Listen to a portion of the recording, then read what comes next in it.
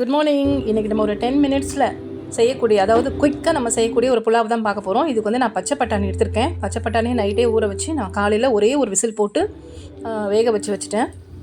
அதுக்கப்புறம் நம்ம வந்து சின்ன ஒரு குக்கர் எடுத்து வச்சுட்டு ஆயில் கொஞ்சம் நெய் கொஞ்சம் ஊற்றி அதில் வந்து நம்ம வந்துட்டு ஒரு பட்டை, 2 கிராம்பு, 2 ஏலக்காய் போட்டுட்டு ஒரே ஒரு வெங்காயம் கட் பண்ணி போட்டு வதக்கிக்கலாம்.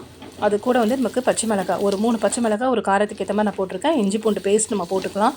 ஸோ போட்டு இது நல்லாமே வந்துட்டு ஒரு நல்லா ஃப்ரை ஆகட்டும். ஃப்ரை ஆன பிறகு நான் வந்து ஒரு 8லேருந்து ஒரு 10 வரைக்கும் உள்ள முந்திரி போட்டிருக்கேன். ஸோ வந்துட்டு இதை வந்து நம்ம வதக்கிக்கலாம்.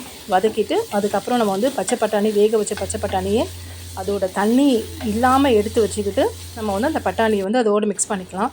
இதோடு நம்ம வந்து கொஞ்சோண்டு கேர்டும் போட்டுக்கலாம். கேர்ட் போட்டு நம்ம போட்டுக்கலாம். மற்றபடி நமக்கு அதில் கொத்தமல்லி, புதினா இதெல்லாம் நிறைய பேர் நம்ம யூஸ் பண்ணுறோம். நம்ம கொஞ்சம் வீட்டில் இருக்கும்போது நம்ம பண்ணும்போது, ஃப்ரீயாக இருக்க டைமில் நமக்கு பண்ணும்போது நம்ம வந்துட்டு அதெல்லாம் நம்ம ஆட் பண்ணலாம்.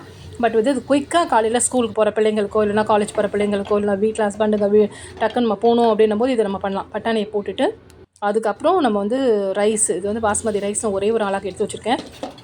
வெறும் பச்சை தண்ணியில் தான் நம்ம நல்லா வாஷ் பண்ணிவிட்டு ஒரு 5 மினிட்ஸ் ஊற வச்சுருந்தேன். போட்டுட்டு நம்ம ஆல்ரெடி நம்ம அந்த பச்சை பட்டாணி வேக வச்சோம் பார்த்திங்களா, அந்த தண்ணியே நம்ம வந்துட்டு இதில் ஊற்றிடலாம். ஊற்றிட்டு நம்ம வந்து குக்கரை வந்துட்டு க்ளோஸ் பண்ணிடலாம். தேவையான அளவு நமக்கு உப்பு அதில் போட்டுக்கலாம். போட்டுட்டு அதை வந்து க்ளோஸ் பண்ணிக்கலாம்.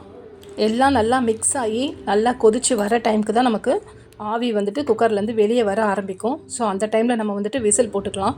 விசில் போட்டுட்டு இது வந்து ஒரு 2 விசில் வந்தால் போதும். எல்லாமே நல்லாவே வந்துட்டு வெந்துடும். ஸோ குயிக்காக நமக்கு அவசரத்துக்கு நமக்கு ஒரு சாப்பாடு வேணும்னா இந்த மாதிரி செய்துக்கலாம். கண்டிப்பாக இந்த வீடியோ உங்களுக்கு பிடிக்கும்னு நினைக்கிறேன். Thank you friends. பாய்.